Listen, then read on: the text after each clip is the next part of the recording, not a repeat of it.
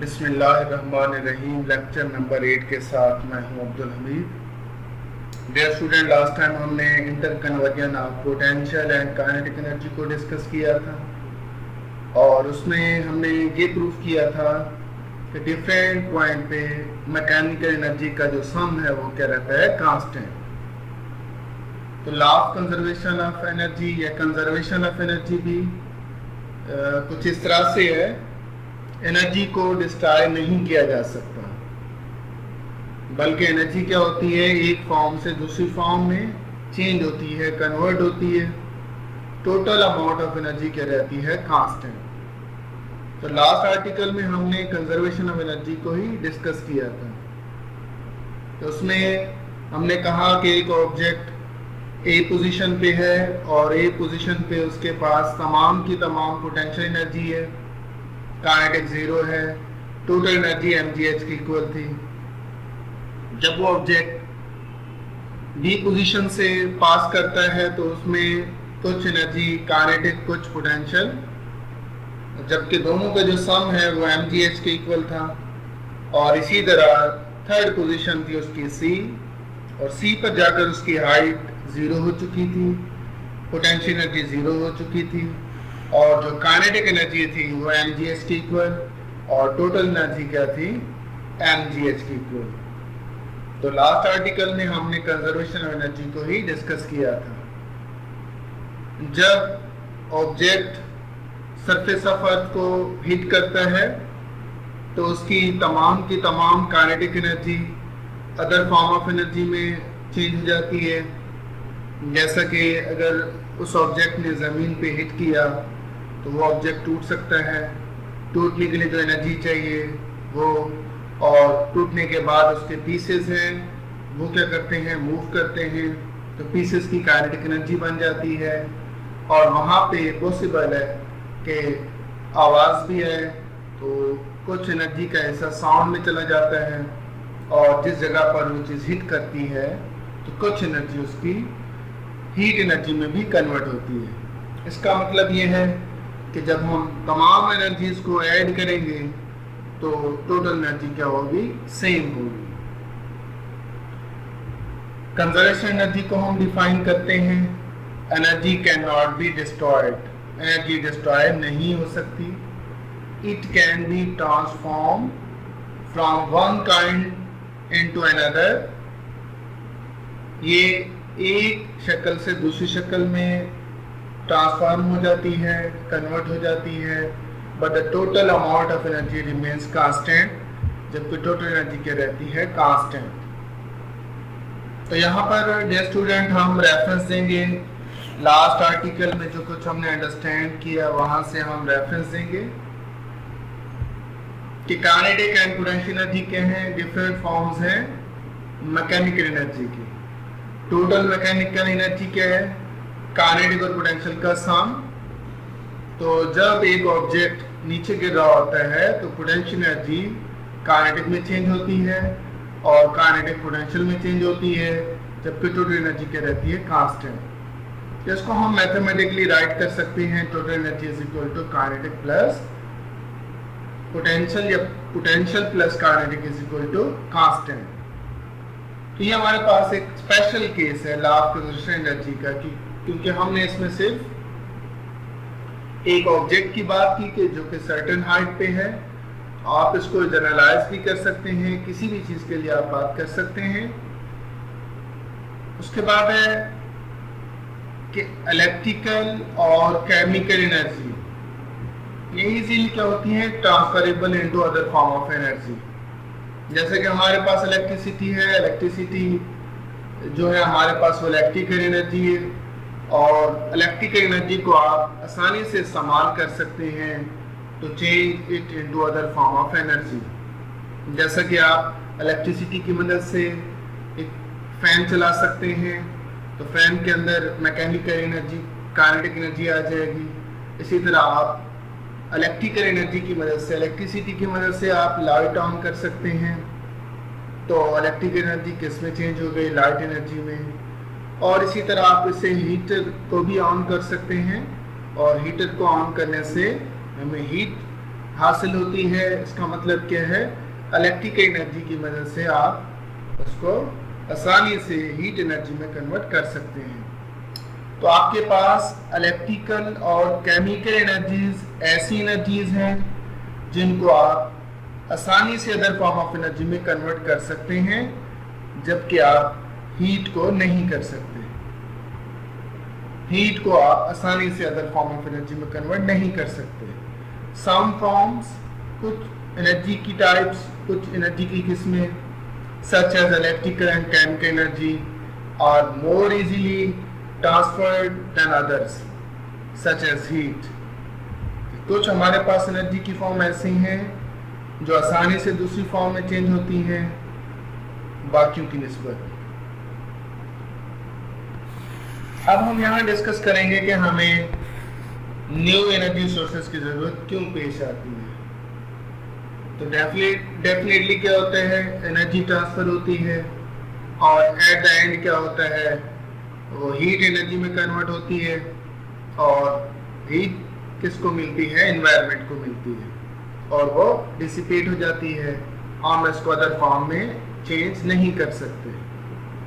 तो इसके लिए हमने एग्जांपल की बात की कि potential energy of falling object changes to kinetic, but on striking the ground the kinetic changes into heat and sound।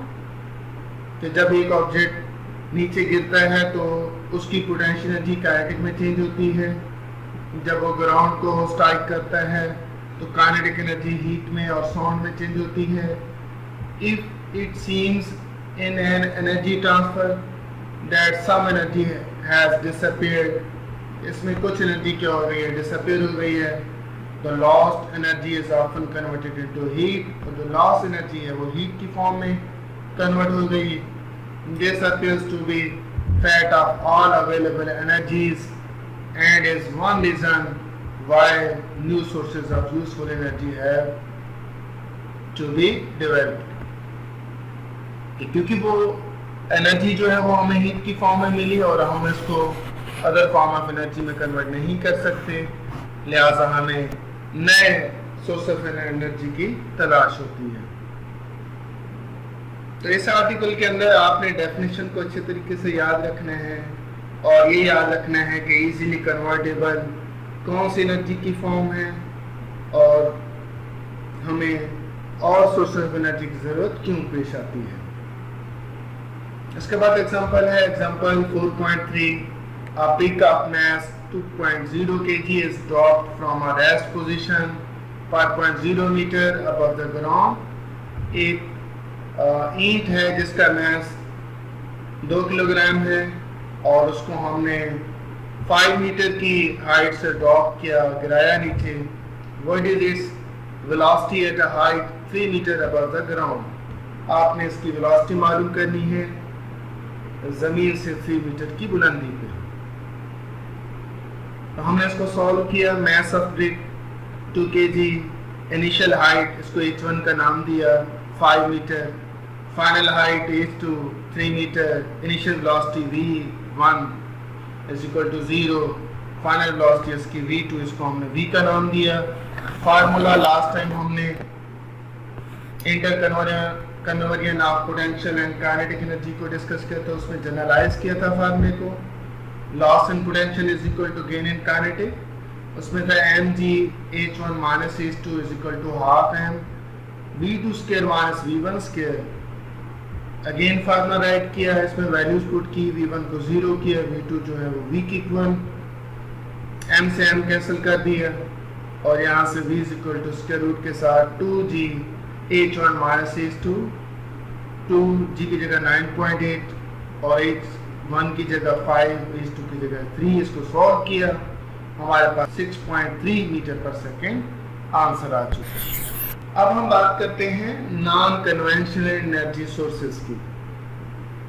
ये हमारे पास वो एनर्जी के सोर्सेज हैं जो हम आमतौर पर यूज नहीं करते, हम इनको यूज कर सकते हैं। These are the energy sources which are not very common these days,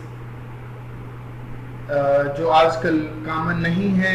However, it is expected that these sources will contribute substantially to the energy demand of the future। ये expect किया जा रहा है कि ये फ्यूचर में energy की demand को पूरा कर सकते हैं, ज़रूरी बन जाएंगे ये एनर्जी के sources. Some of these are introduced here, उनमें से कुछ नॉन कन्वेंशनल एनर्जी सोर्सेज को हम यहाँ डिस्कस कर रहे हैं। Dear student, energy from tides में होता ये है कि gravitational pull of moon act करती है किसके ऊपर, सी वाटर के ऊपर।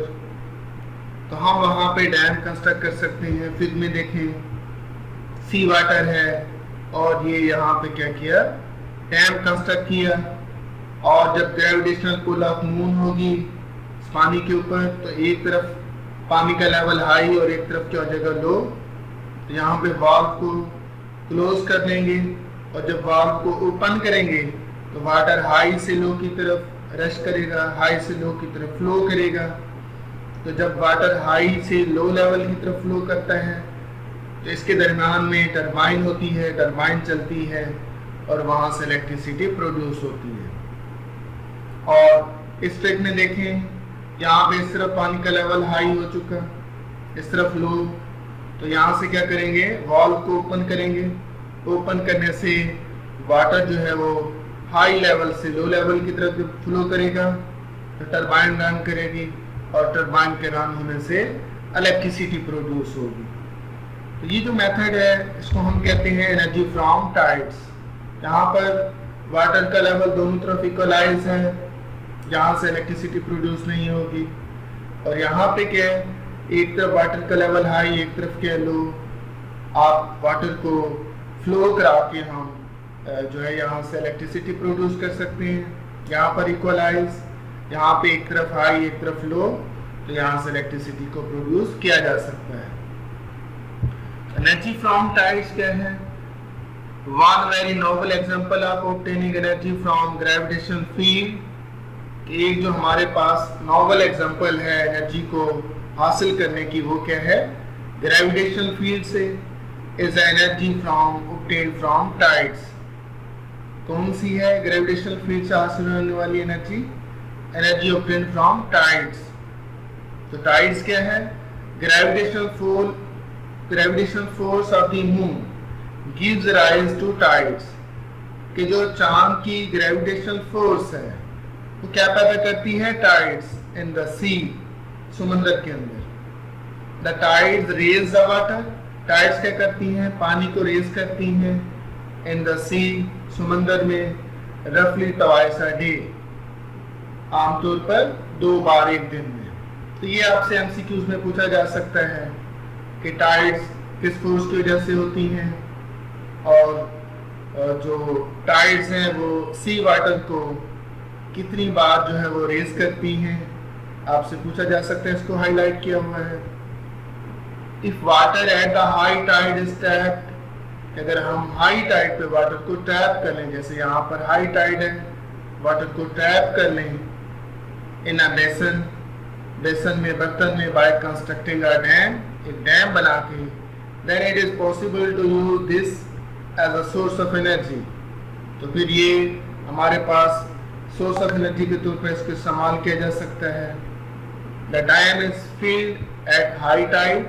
हाई टाइड पे डैम फिल हो जाता है and water is released in a controlled way, और पानी को रिलीज किया जाता है कंट्रोल्ड वे में एट लो टाइड की तरफ टू ड्राइव द टरबाइन, ताकि टरबाइन चल सके। At the next high tide the dam is filled again. High tide पे दोबारा डैम फिल हो जाता है एंड इन रशिंग वाटर, और वो वाटर जो इसको रश करता है टरबाइन को चलाता है और इलेक्ट्रिसिटी प्रोड्यूस होती है। इस प्रोसेस को कितनी डिटेल से शो किया हुआ है, बता दिए हैं आपको, समझा दिए हैं। इसको अच्छे तरीके से तैयार कीजिएगा। Energy from waves. तो दूसरा हमारे पास नॉन कन्वेंशनल एनर्जी जो सोर्स है वो क्या है? Energy from waves. वेव से भी हम एनर्जी को हासिल कर सकते हैं। वेव एक मैकेनिज्म है जिसमें एनर्जी ट्रांसफर होती है एक पॉइंट से दूसरे पॉइंट। की तरफ या एक जगह से दूसरी जगह। टाइडल मूवमेंट, अभी हमने बात की थी, टाइड्स जो है वो किस वजह से प्रोड्यूस होती हैं, ग्रेविटेशनल फोर्स ऑफ मून की वजह से। एंड विंड ब्लोइंग, और जो हवा चलती है across the surface of ocean, समंदर की सरफेस पे, प्रोड्यूस स्ट्रॉन्ग वाटर वेव्स। तो इससे क्या होती हैं, स्ट्रॉन्ग वाटर वेव्स प्रोड्यूस होती हैं। Their energy can be utilise, उन वेव की एनर्जी को हम इस्तेमाल कर सकते हैं टू जनरेट इलेक्ट्रिसिटी, ताकि इलेक्ट्रिसिटी को प्रोड्यूस किया जा सके। A method of harnessing wave, harnessing आप कह सकते हैं कैप्चर करना, हासिल करना, ऐसा तरीका जिससे वेव एनर्जी को हासिल किया जा सकता है। इज टू यूज, कैसे किया जा सकता है, इस्तेमाल करके large fluids which move up and down with the waves. Large fluid को इस्तेमाल करके जो वेव के साथ अप एंड डाउन क्या करेंगे, मूव करेंगे। तो वो क्या है, one such device invented by professor Salter.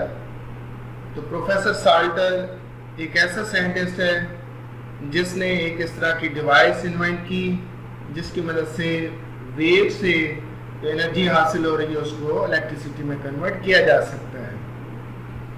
तो उस डिवाइस का नाम है साल्टर्स डक। तो ये आपसे एमसीक्यूज में पूछा जा सकता है। It consist of two parts, इसके दो हिस्से हैं, एक डक फ्लोट और एक को कहा जाता है balance float. That is duck float and that is balance float. That is a Salter duck, ये इसका डक फ्लोट है और ये इसका बैलेंस फ्लोट है। तो ये सरफेस ऑफ ओशन पे मौजूद है। तो इसमें स्ट्रॉन्ग वाटर वेव्स आती हैं, तो ये अप एंड डाउन मूव करता है। तो इसकी अप एंड डाउन मूवमेंट से हम टरबाइन को रन कर सकते हैं और इलेक्ट्रिसिटी को प्रोड्यूस कर सकते हैं।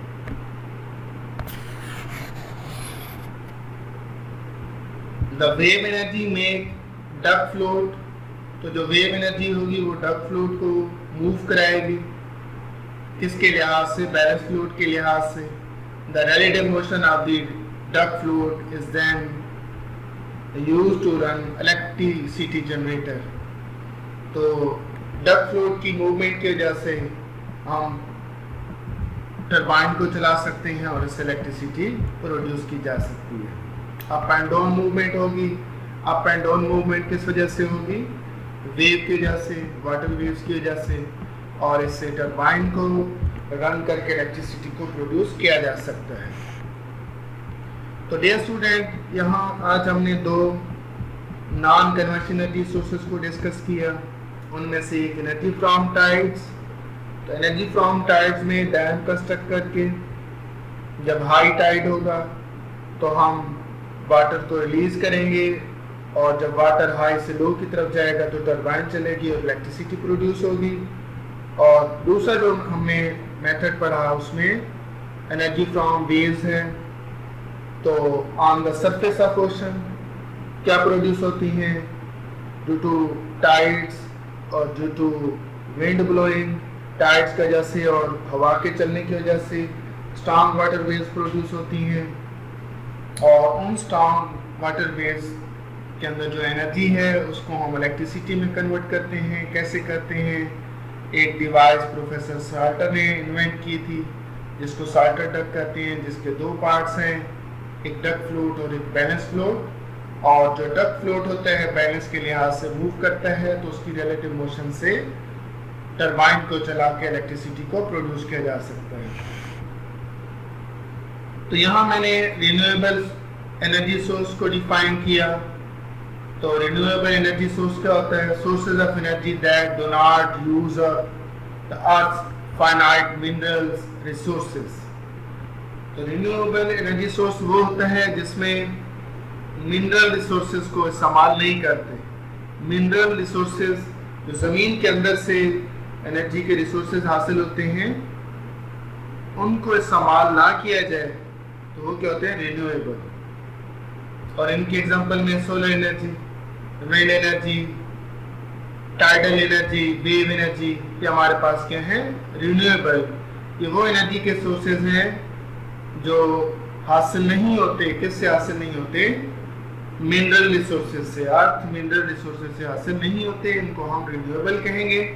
और जो अर्थ मिनरल रिसोर्सेज से हासिल होने वाले एनर्जी के सोर्सेज हैं उनको नॉन रिन्यूएबल कहा जाता है। टेबल में देखें, रिन्यूएबल के अंदर हाइड्रो इलेक्ट्रिक, पानी से इलेक्ट्रिसिटी का प्रोड्यूस होना, विंड ये हमारे पास रिन्यूएबल है, टाइड्स रिन्यूएबल है, जियोथर्मल रिन्यूएबल है, बायोमास रिन्यूएबल है, सनलाइट रिन्यूएबल है, और एथेनॉल मेथेनॉल ये भी क्या है? रिन्यूएबल। तो यहाँ इसकी एक्सप्लेनेशन में, और जो हमारे पास इथेनॉल मेथेनॉल है ये क्या है? रिन्यूएबल तब होगा व्हेन मेड फ्रॉम बायोमास, जब बायोमास से बनेगा तो रिन्यूएबल है। और इसी तरह नॉन रिन्यूएबल में ये तमाम हमारे पास वो हैं जो अर्थ मिनरल्स हैं, coal, natural gas, oil, uranium, oil shale और टार सैंड्स, तमाम हमारे पास अर्थ मिनरल्स हैं और ये नॉन रिन्यूएबल है। इसी तरह आपके पास फॉर योर इंफॉर्मेशन में सोर्स ऑफ एनर्जी, एनर्जी का सोर्स, ओरिजिनल सोर्स इनका क्या है? सोलर का ओरिजिनल सोर्स सन, बायोमास का ओरिजिनल सन, फॉसिल फ्यूल का सन, विंड का सन, वेव्स का सन, और हाइड्रो इलेक्ट्रिक का सन, और टाइड्स का मून, और जियोथर्मल का अर्थ। तो डियर स्टूडेंट, आज का लेक्चर शार्ट क्वेश्चन और एमसीक्यूज के लिहाज से बहुत इम्पोर्टेंट है, तो इसको अच्छे तरीके से तैयार कीजिएगा। Thank you so much.